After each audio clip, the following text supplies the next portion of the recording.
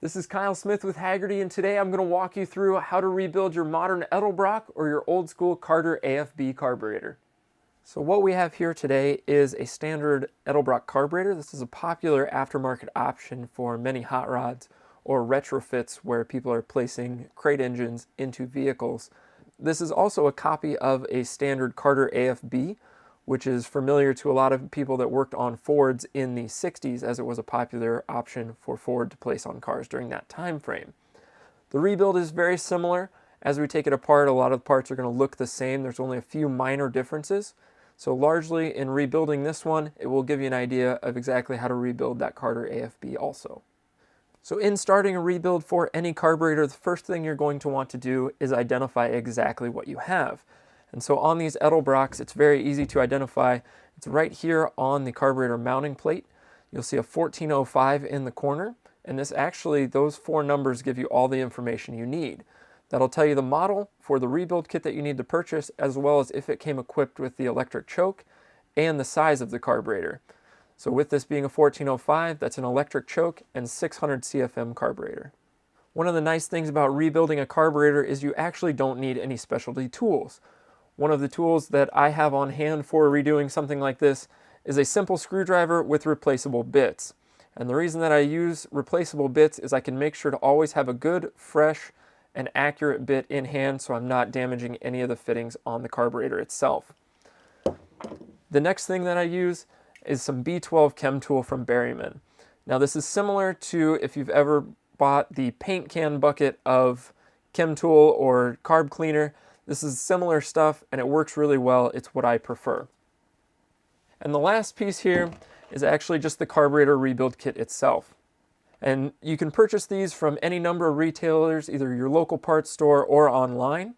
And the nice part about these is they include a lot of parts, but that can also be a drawback because it has a lot of fittings that don't necessarily fit this carburetor. So you'll need to make sure that you use the right ones when rebuilding. So in starting disassembly of one of these, I'm going to remove a couple of the linkages on the sides, and then we're actually going to pull off the top all as one piece. So we'll want to make sure all of our linkages are clear, and the first one that I start with is over here, and that is part of the choke linkage. And you can see it has a small clip here on the inside, and I'm going to use the flat blade of a screwdriver to pop that off to the inside and then swing it out of the way.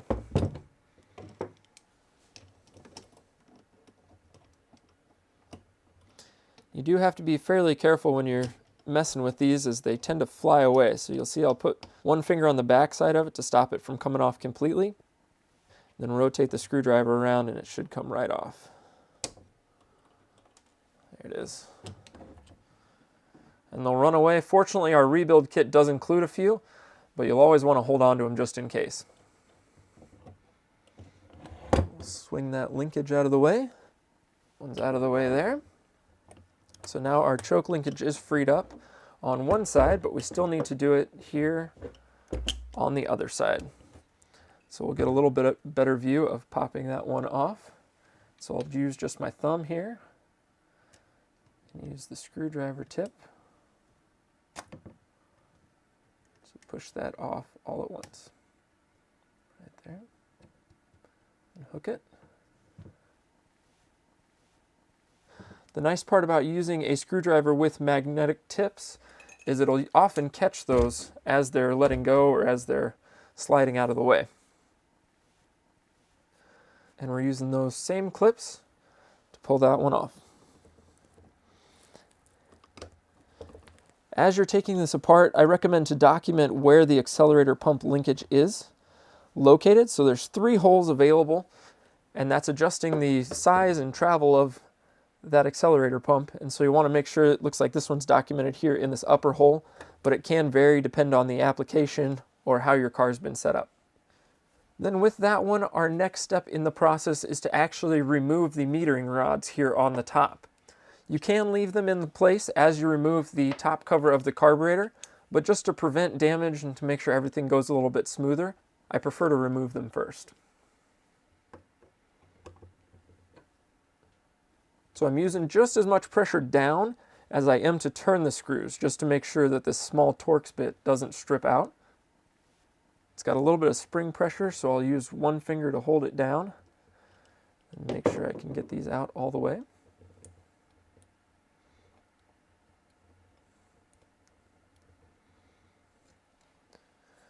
So you can see here, that is the metering rod. And then the cap on top of it. And then there's a spring here in the carb that holds that. So these metering rods actually sit inside the main jets, and you can see they have a little bit of a taper to them down here towards the end and tapering to a wider part. And as the linkage opens the throttle blades, it will actually remove the metering rod, enriching the mixture. So essentially it's metered for how much fuel is allowed into the engine at a given time. So they're pretty accurate. It is something that we're going to replace, so you don't necessarily have to worry too much about damaging these, but I always recommend to take them out and keep them in one piece just in case. So there is a couple methods for organizing parts when you're disassembling something as complex as a carburetor. One method that's often recommended is to take each part or each assembly as you remove it and place it in plastic bags and label those bags. Another option is to lay the parts out on a clean sheet of paper and label the parts as you set them on that paper. It really comes down to whatever method works for you.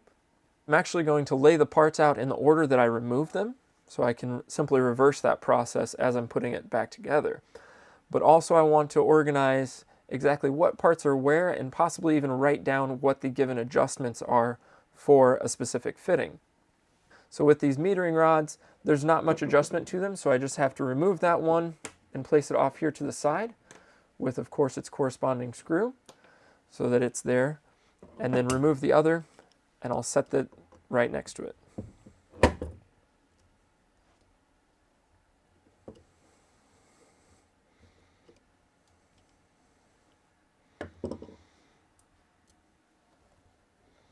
That one pulled out a little bit easier. We'll see if we can use our screwdriver. Use the magnet on the screwdriver to actually pull off this metal cover. It looks like it actually might be stuck in here.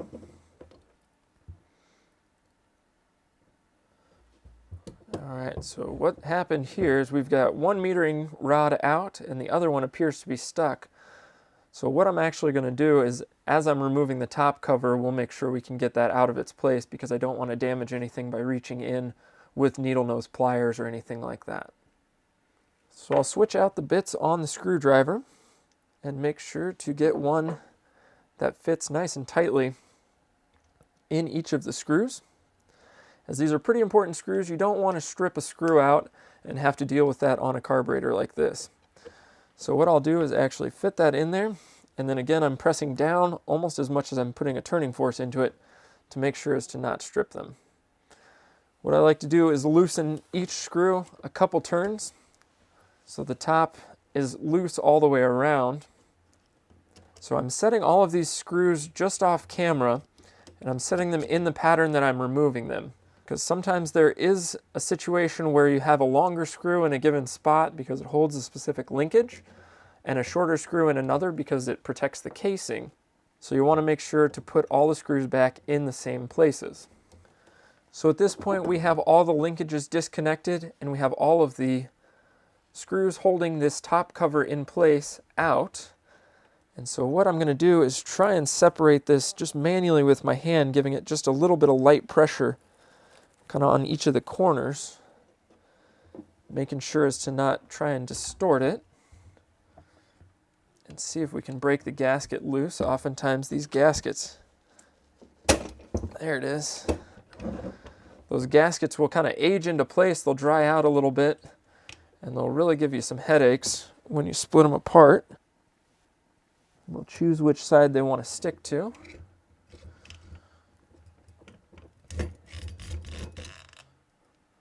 So there's our top cover removed, and here you can see the metering rod that's stuck. So we'll push it out of the way, pair it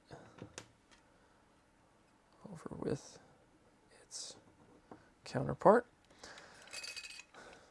So here you have the top cover, which has the accelerator pump here on the side, and then each of the floats for the two sides of the carburetor. We're going to get to this and some of the adjustments on it in just a moment, but we're going to focus here on the base of the carburetor to start with.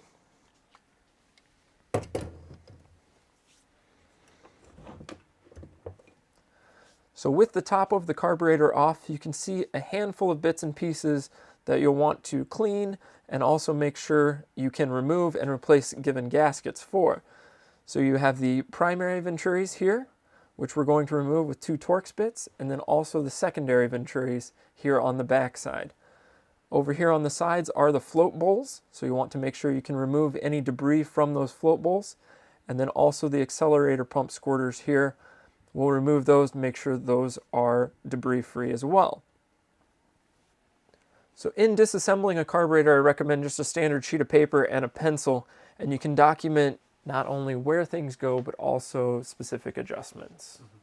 So I'm going to go ahead and remove these venturi clusters, and then also the accelerator pump squirter, so we can double check the gaskets underneath it, make sure we get everything clean underneath. These are a Torx bit also. So I'll go with the smaller one here, make sure it fits.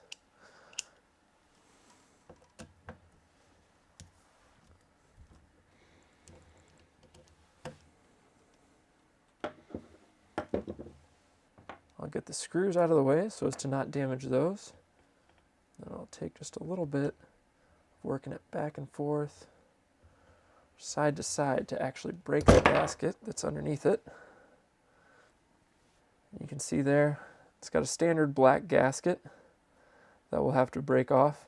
And then it doesn't look like there's any debris in any of the metered orifices, but we'll soak this in a little bit of carb clean and make sure to blow out everything just to make sure it works correctly when we put it back together. So I'll make sure matching screws with it, and set it off to the side.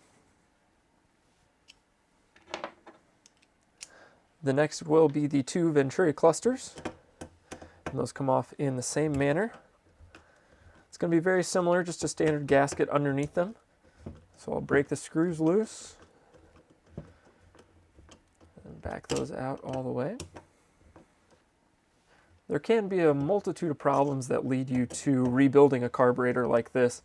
One is that it has bad gas or was stored improperly for some period of time, and there's a lot of debris inside that's now getting through and blocking metered orifices or specific parts of the carburetor.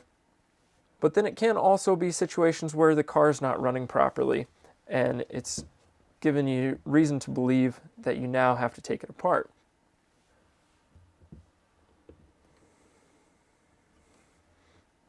Just working on this venturi cluster to get it broken free.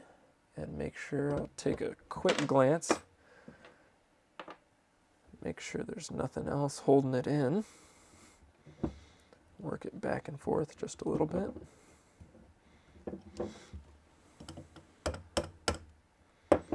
So I'll just use the end of the screwdriver there to give it a couple light taps. The nice part about the screwdriver like that is if you use the plastic handle of the screwdriver, you run less risk of damaging any of the parts of a carburetor like this, since just about everything is an accurate fit. So with this, it's kind of the same situation. We've got a coupled metered holes down towards the bottom that we're going to have to clean up, and we'll also have to get that gasket out of the bottom. So I'll continue the process of just removing each venturi.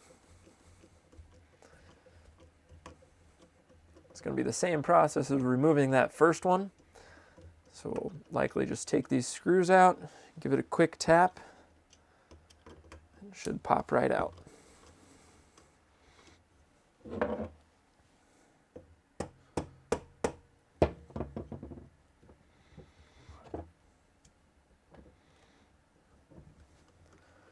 So now I'm moving on to removing the secondary venturis here on the back side of the carburetor.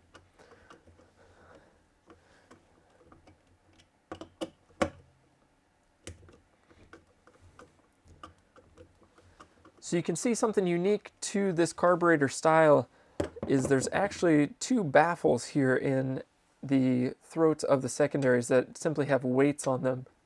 And under normal conditions or part throttle conditions, there's enough air passing over it to actually open these up all the way. But normally they'll sit here with the weights holding them down or partially closed to restrict airflow in the secondaries.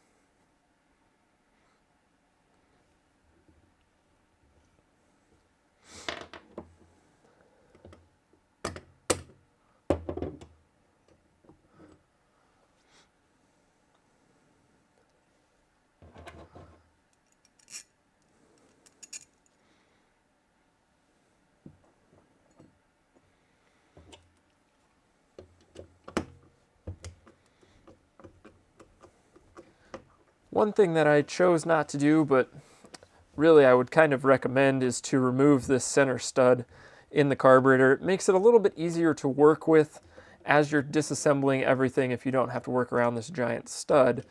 But this is a pretty quick rebuild for this carburetor, so I chose to leave it in place just for simple one less step to do.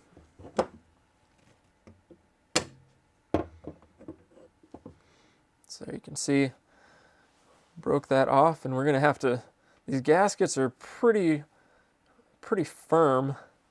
Part of it is because they're a little bit cold currently, but then the other side of it is they're definitely old. This is probably the original gaskets to this carburetor, and unfortunately there's really no way of telling exactly how old this carburetor is or when it was produced. So there we can actually take out those secondary weighted butterflies. So we'll clean all of the corrosion off of these before we reassemble it, but we can simply set those off to the side as well. And then take a look down inside our carburetor. Now the nice thing about this one is that there was no play or excess play in the throttle shafts. So both the secondary and the primary throttle shafts, we don't need to worry about putting bushings in or sealing them off. Those are still in good shape. But you can see there's a lot of debris here inside the carburetor, especially in the secondaries where fuel would be drawn in. So we need to get all of that debris out and make sure that anything that's going through the carburetor we keep clean. This one was stored for some period of time, so we're not too worried about all of this coming from the fuel system of the car. But on a given engine, especially if you took the carburetor off because it was getting filled with junk, you'd want to double check your fuel filter. Put a new fuel filter on, especially with a freshly rebuilt carburetor, to make sure that you're eliminating all of the debris. So here on the accelerator pump squirter, there will be a check ball and then also a small brass weight. So I'm going to flip this over in my hand to pull small pieces out of their way. And hopefully, if everything's clean, they'll come right out. So there they are. So all that is a small ball bearing, and then also a brass weight sitting on top of that bearing. So you want to remember the ball bearing goes in first, and then that brass weight goes on top of it. So we'll set those off to the side with the squirter itself so they don't get lost or damaged. Well, the next thing I'm going to remove is these idle air adjustment screws. Now the first thing I'm going to do is grab my pencil and paper and actually screw these in, counting how many turns there are. So this keeps my baseline, so when I reassemble the carburetor after cleaning everything, I have it within the ballpark so the car should start, and then I can finally adjust it from there. So what I'll do, I do them in half-turn increments. So there's 1, 2, and it looks like 2.5 for the right side. That's 2.5. Then I'll do the other side as well. So that's 1, 2. Looks like that one was closer to 2.25.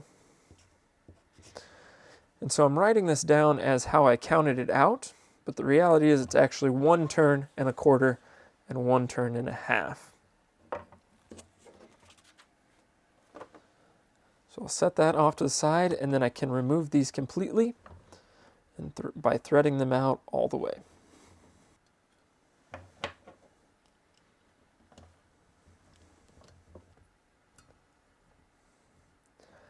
If you don't document where they are, or if that happens to you, typically what I recommend is starting all the way seated in and then unthreading them out. Usually 1.5 turns is going to get you in the ballpark, but of course you have to dial it in after that. But 1.5 turns is usually going to get just about every carburetor in terms of the idle air mixture in the ballpark to where it will at least run, and then you can finely tune from there. So I'll set these off to the side to be cleaned. So now I've got this carburetor disassembled as far as I'm going to take it. Simply removing the throttle shafts or all of these linkages here on the sides would only be extra work, and I'm not going for a show level restoration of this carburetor. I'm just looking to restore its functionality. So I'm going to go through and remove all of the debris here on the exterior of the carburetor, and also make sure that there's free movement on the edges and make sure the choke adjustment stays true. So all of this dirt and debris inside this carburetor you can see is just sitting in the float bowls. All of that would have worked its way into the engine eventually and caused damage to more expensive parts of the car. So what I'm going to do is place the lower half of the carburetor off to the side, since that is as disassembled as it will get. So I'll begin work here on the top of the carburetor. There's a couple things to service on this one. Of course, we'll want to remove all of the old gasket material, as well as both of the floats, the needles and seats underneath that, and this accelerator pump here on the side. So I'll start with the floats. The nice part about these is they have a simple brass pivot pin here on the side. Some types of carburetors will have it where it's wedged on one end and you can only take it out one way, but it looks like these actually go out both ways. So I'll take these floats and set those off to the side and remove the other.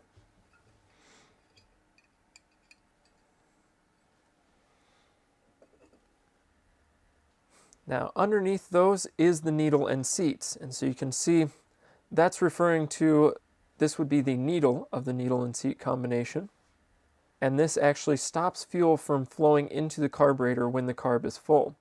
So the float will rise and press on that needle, sealing off the entry point. So oftentimes if you have a carburetor that is leaking or has too rich of a mixture at given RPM, these needle seats can stick or have just a little bit of debris on the tip of this needle, and that will cause the carburetor to overflow with fuel because there's nothing stopping it from continuing to fill. So we'll remove the needles. We're going to be replacing these with new ones, so we can just set those off to the side. And then we're going to remove the seats. So for this step, I went over to the toolbox and I grabbed a larger flat blade screwdriver than the replaceable tip piece that I had. And that is because you'll want to make sure that when undoing these, you have a screwdriver that fits the complete width so as to not distort it or possibly strip it out and get it stuck. So I'll put just a little bit of pressure on that one and it'll break loose. And there aren't a lot of threads to it, so once they break loose, they usually come out pretty easily.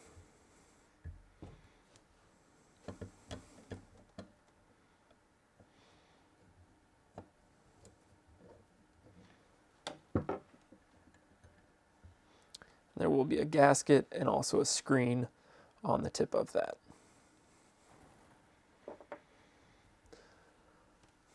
And we'll come over here to the other side. Get that screwdriver centered as best we can and break it loose. Of course, this one has the same gasket and screen.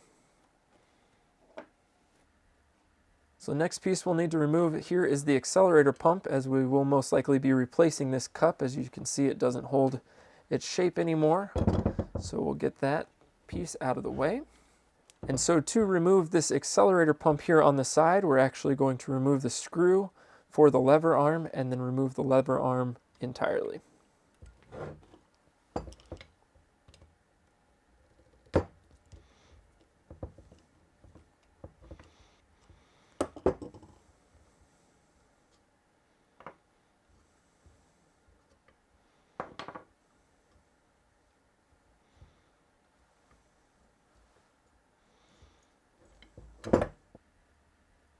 So there you can see the parts removed, and of course this clip does have a little bit of a bend to it, and so you'll want to make sure to document which way that bend goes in relative to the top cover to make sure that you reinstall it correctly.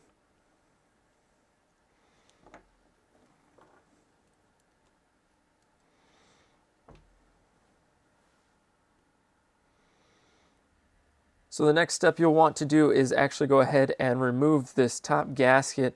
That's actually going to start the step where we clean the carburetor. So we're going to remove as much of this as we can without damaging it and trying to not leave it, because when it breaks off like that, it's always harder to get those little bits that are left from it. You can use a small plastic scraper, but I don't recommend using anything metallic or any type of metal scraper or a screwdriver to get this off, as you'll end up damaging that gasket surface and making it harder for that gasket to seal. So we'll see if we can work our way all the way around it. Get it off in mostly one piece.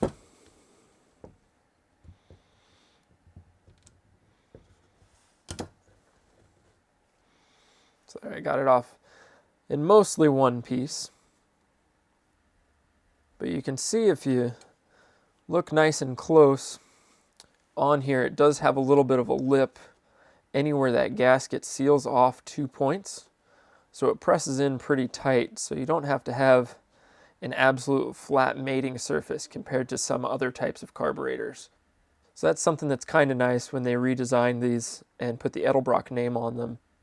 They added that little bit to make sure that it's a little bit easier. You have a little bit more tolerance for a little bit of warpage in each of those.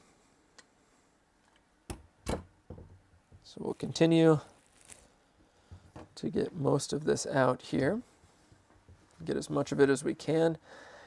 And the carburetor cleaner will actually help soften up some of this as well, so you don't have to get every last bit. And we're going to leave the choke linkage installed. It's not worn out. We'll kind of clean it down and scrub off some of the corrosion here on the top. But for the most part, it's still in working order. There's nothing that we need to rebuild on it.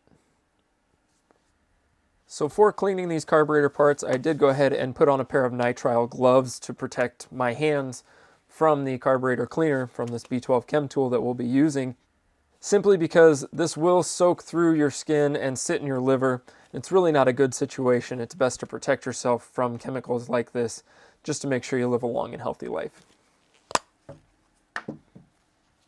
And what I'm going to do is start with most of the smaller pieces and give them just a little bit of spray of carburetor cleaner and then wipe them down with a rag to remove any of the debris that's on there. So I'm going to start with some of the smaller parts that we've removed, and I'll pull these screws out. So this is the accelerator pump squirter, and I'll try and remove as much gasket as I can. Again, it's similar. It's been pressed on there for some time, so it looks like we got most of it there. And the nice part is if you remove it all in one piece, you can use this to make sure that you're using the correct gasket from the gasket kit. So you can set that off to the side and make sure you've got most everything else off. We'll give it just a little bit of a spray, carb clean. So I'm just wiping this off with a fresh, clean rag, just getting them as much off as I can. Another option would be to soak it overnight in some type of chem dip or some type of carb clean that actually soaks it. That's always an option. For a quick rebuild like this, it's easier for me to just spray it down, wipe it off, and then move about. One thing you'll want to use on your carburetor cleaner is the straw that comes with it. And I do recommend wearing safety glasses for this part of the process, simply because you don't know if there's going to be a little bit of back pressure coming back towards you or what might happen. But to clean out any of the orifices, you can actually insert that straw in, give it a little bit of a spray there. And so you can see that cleans out and actually fills everything in there and removes any debris that might be internal to that part. So now I can set that off to the side as being cleaned out and ready to be reassembled.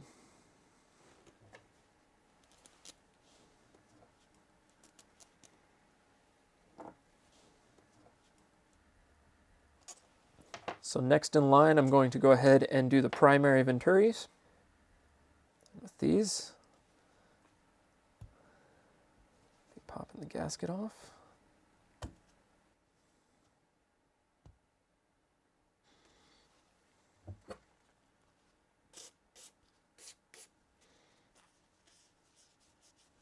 So my goal is to get as much residue out as I can. So that includes in all the nooks and crannies, anywhere there might be something that would cause any part of the carburetor not work correctly.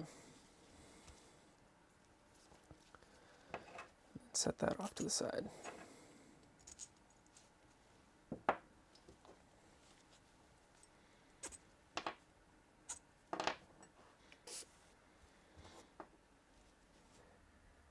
So anytime you're rebuilding something like this, you will want to make sure to use carburetor cleaner, not a brake cleaner or any other automotive chemicals that you might have hanging around in your shop space.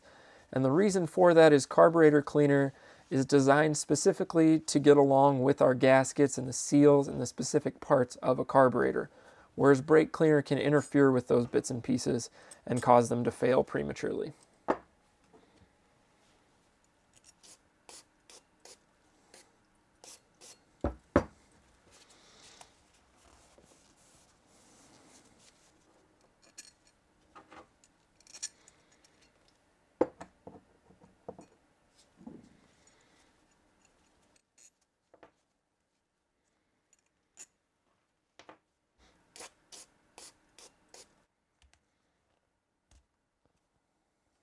So you can see, even just looking at the rag, all the dirt and grime and grease that's coming through and coming off of these parts. And all of that would interfere at least slightly with how this carburetor would work. It's just not working to its full potential when it's this dirty.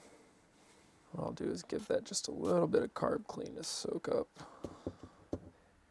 Set it off to the side. See if it'll dry out a little bit.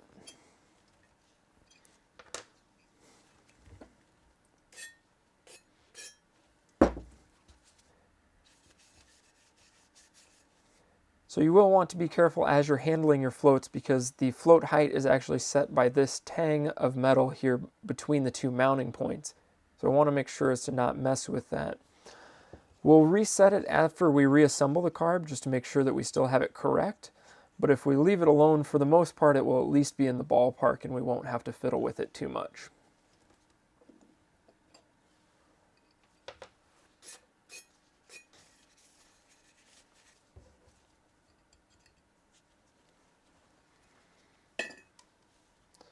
So we'll clean off these metering rod housings. Weights. You can see these had a lot of dirt and grime on them, and that might have been why we had one that was stuck. So we can actually unclip the metering rod. It has a small clip there on the end, and we can pull those out of their housing. Again, we're going to replace the metering rods, but I want to keep them undamaged just in case, because they are marked here in the center with a stamped number. And we want to make sure that that stamp number matches our application.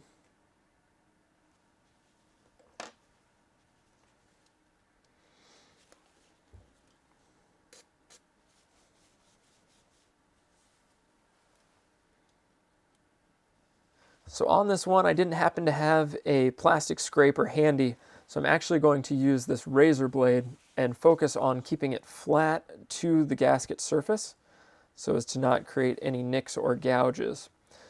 And you can see it'll work that gasket right off and leave me a nice clean surface. I'll work my way around.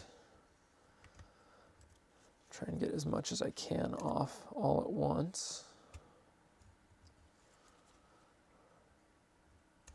Working again to keep it flat. Make sure I'm using as much of the blade as possible at any given time. It's nice to use a tool like this that has a larger handle on it, and it gives you a little bit more leverage to make sure that you're not going to slip if just holding an open razor blade.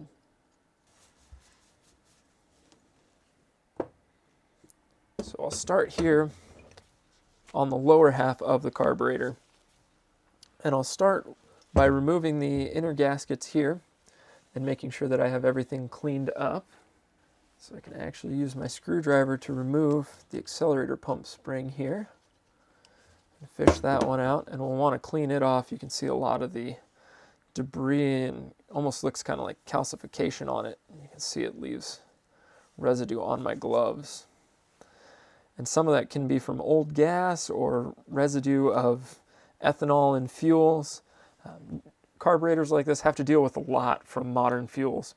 But fortunately, a chemical like this one or a good carburetor cleaner works right through that. It'll still leave a little bit on here, but again, it can work with a little bit. We just need the majority of it cleaned off. Put that with the accelerator pump. Want to get in and get those gaskets out. So I'm using just a light touch to see if I can catch an edge and get that to where I can reach it. It looks like it's going to fight me a little bit. So what I'll do is spray down the majority of this one, and of course let the carburetor cleaner work to soften that up.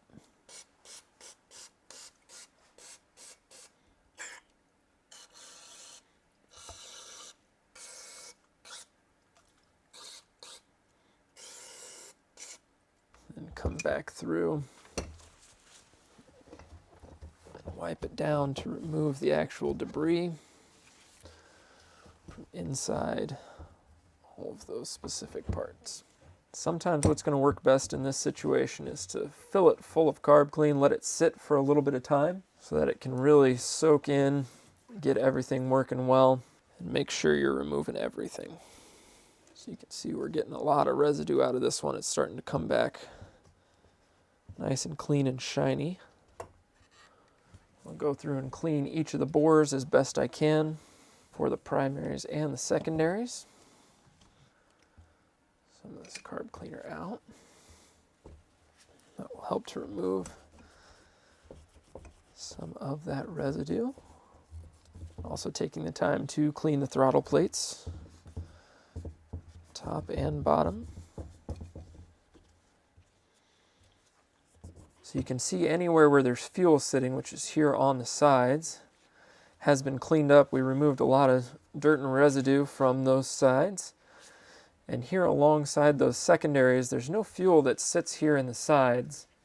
So there is still some residue sitting in there, but that's not going to affect anything since that's just a blank casting of sorts.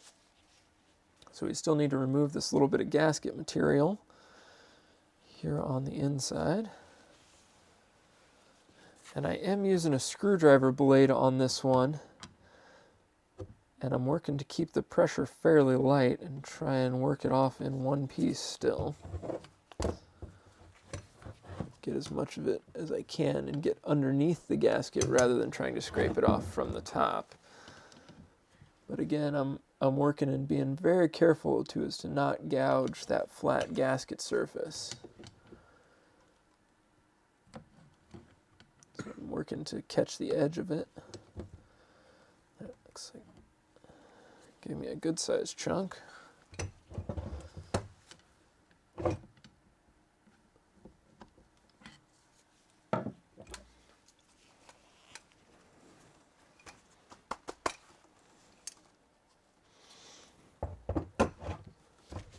You can see here the one last step and thing to clean out is these jets located down here on the side on either one. So I am going to go ahead and remove them. I waited until I had cleaned most of the debris out from around there so it didn't fall through the jets and into the circuits. So in taking the jets out, you want to make sure you get a screwdriver that fits nice and tight because yet again, this is something that you don't want to strip, and I'm putting a good amount of pressure down as I turn. And you can hear it break loose there. I'll do the other side as well. At this point, you can check and see what size jets you have installed in the carburetor. Can't quite tell the size on these, but it looks like they haven't been replaced. They're not marked with an aftermarket number. So most likely the original or stock sized jets. And one quick last shot with that carb cleaner in where those jets were to flush everything out. Clean that from the carburetor. And that's the lower half ready to be reassembled. We've cleaned out all the orifices for it. So we'll go ahead and set that off to the side. And then do our top half.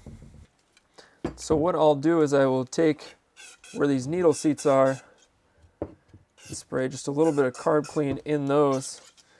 And so you can see here as I spray that carburetor cleaner through the needle and seat, it comes out through the fuel inlet, and all of this material that's left here on the table has been sitting in this carburetor for some time.